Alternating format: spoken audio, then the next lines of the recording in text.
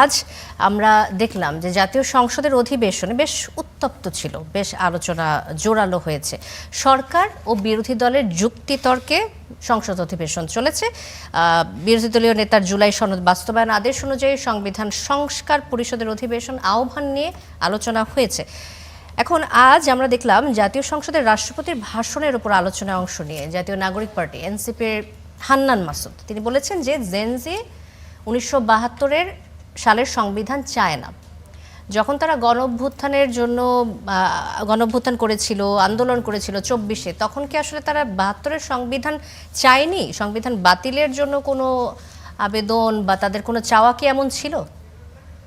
ধন্যবাদ। আসলে প্রশ্নটা ঠিক এক্স্যাক্টলি এখানে না। প্রশ্নটা হচ্ছে আপনার ইন্ট্রোতে যেটা বলা ছিল যে বারবার জনগণের অ্যাসপিরেশনগুলো কেন ফেল করে।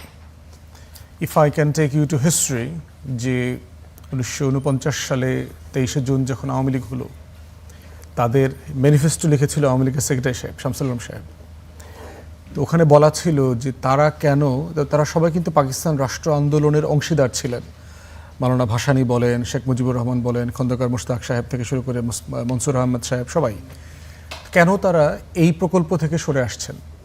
কারণ তারা বলছে যে ট্রু পাকিস্তানকে রিপাবলিক করবার যে আইডিয়াটা, সেখান থেকে মুসলিম লীগ সরে গেছে। 71-এ দেখেন আমাদের মুক্তিযুদ্ধের যে ঘোষণাপত্র ছিল 17 এপ্রিল, যেটা অফিসিয়ালি পাশ করেছে আওয়ামী লীগের মন্ত্রী ছিল শিক্ষামন্ত্রী ইউসুফ আলী সাহেব, সেখানে যা যা বলা ছিল যে সাম্য, মানবিক মর্যাদা, সামাজিক সুবিচারের ভিত্তিতে একটা ফ্রি, ডেমোক্রেটিক, ইন্ডিপেন্ডেন্ট কান্ট্রি আমরা করব। সেই ঘোষণাপত্রের আলোকে যেই দেশটাতে মুক্তির লড়াই হয়েছে, হাজার হাজার মানুষ জীবন দিয়েছে, সেই দেশে শেখ মুজিব এসে বাকশাল কায়েম করেছে। যেই নির্বাচনের ফলাফল মানা না মানা নিয়ে দেশ আলাদা হয়ে গেল, যুদ্ধ হয়ে গেল, নতুন দেশে জন্ম হলো, সেই রকম একটা স্বাধীন দেশে 73 সালের মার্চ মাসে একটা প্রচণ্ড রকম প্রশ্নবিদ্ধ নির্বাচন করলো শেখ মুজিব। যেই মানুষটা গণতন্ত্রের লড়াইয়ের জন্য 13-14 বছর জেল খেটেছে পাকিস্তান আমলে, সেই মানুষটা গণতন্ত্রকে গলা টিপে হত্যা করেছে। একইভাবে দেখেন নিয়ারেস্ট হিস্ট্রিতে 90-তে, শামীম ভাইরা তখন আরও ইয়াং ক্যাম্পাসে ছিলেন হয়তো, আমাদের যে 3 দলীয় 3টা জোটের একটা কিন্তু কমন আন্ডারস্ট্যান্ডিং ছিল, এমওইউ ছিল। এবং দেখেন ওই দলগুলোর কিন্তু সবাই ক্ষমতাতে বিবর্তিত হয়ে কোনো না কোনো সময় ছিল। বিএনপিও ছিল, আওয়ামী লীগও ছিল, জাতীয় পার্টি অংশীদার ছিল। তারা সেই রূপরেখা কিন্তু মেনে নেয় নাই। 111-এর সময় দেখেন আওয়ামী লীগ কথা দিয়েছিল যে এই যে এত এত অধ্যাদেশ, এত রিফর্ম, ডক্টর আকবর আলী খানের যে রিফর্ম কমিশন প্রস্তাবনা, এগুলো সব আমরা মেনে নেব। শতাধিক প্রস্তাবনা দেওয়া হয়েছে।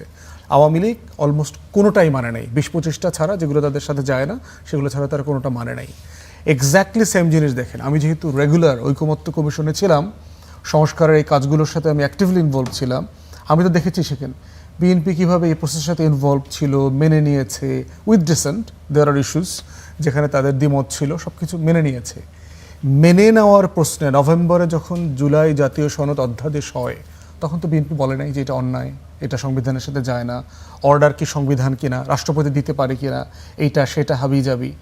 তো এখন প্রশ্ন হচ্ছে যে তখন এই কথাটা তারা বলল না কেন? তখন কি সংবিধানের কথা মনে ছিল না?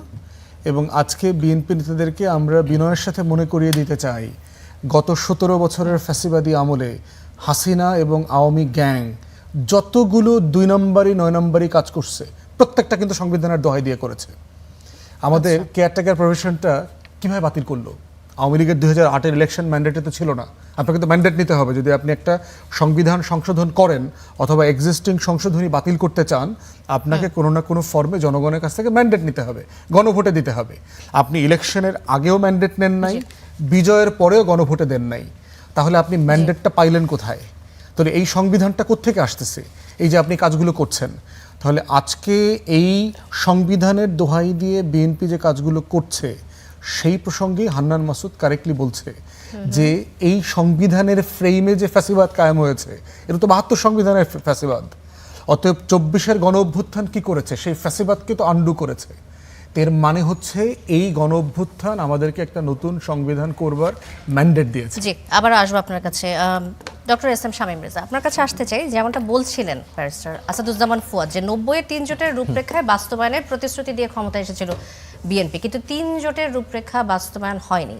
এবার জাতীয় সনদ ও 31 দফার যে প্রতিশ্রুতি দিয়ে ক্ষমতায় এসেছে এবার বিএনপি, জাতীয় সনদের পরিণতি কি আপনার মনে হচ্ছে যে ওই 3 জোটের রূপরেখার মতোই হতে যাচ্ছে, এমন কি মনে করেন কিনা? না, এমন মনে করা উচিত হবে না। এবং ব্যারিস্টার ফুয়াদ চমৎকারভাবে ইতিহাসের একটা সংক্ষিপ্ত বর্ণনা দিয়েছেন, আমি অধিকাংশ তার সঙ্গে একমত। যে এই যে আপনি একটা কথা বলছেন জনপ্রত্যাশা কিন্তু বারবার ধাক্কা খেয়েছে। আমরা সংবিধানে এখনো যেটা আমাদের আছে সেটাও কিন্তু জনপ্রত্যাশার ভিত্তিতে লেখা, এটাই বলা, তাই না, যে উই দ্য পিপল, আমরা জনগণ ইহা করিলাম। মার্কিন যুক্তরাষ্ট্র বলেছিল, পৃথিবীর আরও অনেক সংবিধান হয়তো এই ধরনের লাইন আছে, কিন্তু পরবর্তীতে যতগুলো পরিবর্তন করা হচ্ছে সেটা নির্বাচিত সরকার হোক, অনির্বাচিত সরকার হোক, আর যে ধরনের সরকার হোক, এই সংবিধানের দোহাই দিয়ে কিন্তু সবাই করেছে। এবং আপনি দেখুন যে অত্যন্ত ত্রুটিপূর্ণ নির্বাচনগুলো বলা হয়েছে নিয়ম রক্ষার্থে, সংবিধান রক্ষার্থে। সুতরাং সংবিধানকে যখন প্রয়োজন হয় তখন প্রত্যেকে আমরা ব্যবহার করি, সেটা বিবেচনায় রেখেই আমাদের আলোচনা করতে হচ্ছে। এখন আপনি যে প্রশ্ন করেছেন এর একটা হয়তো জনপ্রিয় উত্তর দেওয়া যেতে পারে যে হ্যাঁ, ইতিহাসের প্রবণতা দেখে তো মনে হয় যে করবে না, কিন্তু উত্তরটা সেরকম হওয়া উচিত কিনা সেটাই একটা বড় প্রশ্ন। আমার কাছে মনে হয় এই সরকার গঠনের আগেও কিন্তু আমরা এই প্রসঙ্গ উল্লেখ করেছিলাম যে এই সরকার আসার পরে তার দুটো জিনিসের বড় ধরনের চ্যালেঞ্জ হবে। একটা হলো স্বাভাবিকভাবে গণঅভ্যুত্থানের ম্যান্ডেট কি ছিল সংবিধান সংক্রান্ত, এই ব্যাপারে কি আপনার মন্তব্য শুনতে চাই। না, এখানে আসছে এর প্রসঙ্গে যে দুটো বড় জায়গা আমরা চিহ্নিত করেছিলাম। একটা হলো যে একটা বড় ধরনের অব্যবস্থাপনা থেকে এই সরকার আসছে, অর্থাৎ তাকে তো অর্থনীতি, অন্যান্য উন্নয়ন পরিকল্পনা সেটা তো তার থাকবেই, তার নিজের দল ঠিক করা। অন্য অর্থে যে আলোচনাটা আমরা আজকে করছি যে এই রায়ের ব্যাপারে কি হবে, গণভোটের প্রসঙ্গে কি হবে এবং জুলাই সনদ কিভাবে বাস্তবায়িত হবে, এখানে তো 3টা জিনিস আমি দেখি। একটা হলো জুলাই সনদের যে বিষয়গুলো সবাই একমত, আমি কোনটা একমত হয়েছে কোনটা একমত হয়নি আমি সেই আলোচনায় যাচ্ছি না। একমত হওয়ার তালিকাও তো বিশাল এবং আংশিক একমতের তালিকাও একেবারে ছোট না।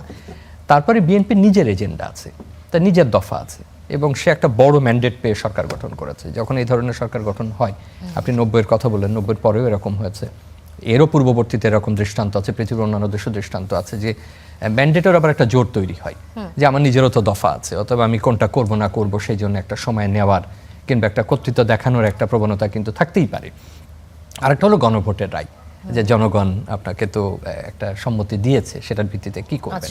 আমি যদি বিএনপির সবচেয়ে লিবারেল বক্তব্যটা ধরি সালাউদ্দিন সাহেবের কাছ থেকে, ফুয়াদ আছেন আইনের মানুষ, আরো ভালো বলতে পারবেন, আমার কাছে মনে হচ্ছে সবচেয়ে লিবারেল বক্তব্যটা এইটা যে তাদের ভাষ্যমতে যে গণভোট আমাকে একটা সম্মতি দিয়েছে, এখন আমি সংসদে গিয়ে ঠিক করবো, তাই না, ফুয়াদ এইটাই ওনার বক্তব্য ছিল।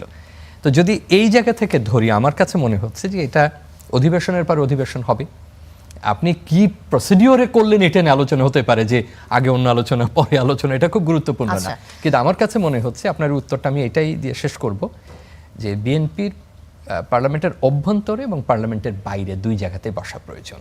সবকিছুই যে একেবারে ওখানে আলাপ আলোচনার মাধ্যমে কয়েক ঘন্টায় হবে, আমরা দেখব টেলিভিশনে, তা না, কিন্তু এটা একটা বড় সমস্যায় পরিণত হতে পারে যদি এটা সমাধান না হয়। আচ্ছা।